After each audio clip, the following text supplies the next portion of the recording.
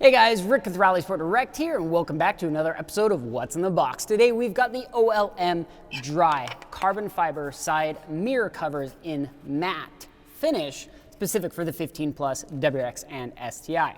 Now, installation on these, incredibly simple.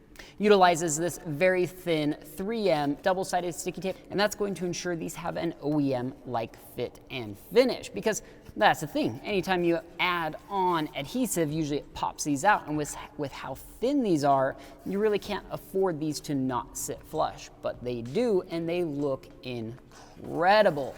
Now, that's the whole point of these pieces, is they, basically just cover up that factory painted plastic on the side view mirrors with this beautiful matte dry carbon fiber. Now, it does have the cutout for the turn signal, so you still have full functionality there, and just a very cool piece. Should take about all of 3 minutes to install these, but this is one of those things you really want to make sure you've got that going on nice and straight. Maybe have a buddy help you install these just to make sure everything's lined up around all the sides, because you don't want to be ruining these trying to take them off, because once they're on, they're going to definitely be on.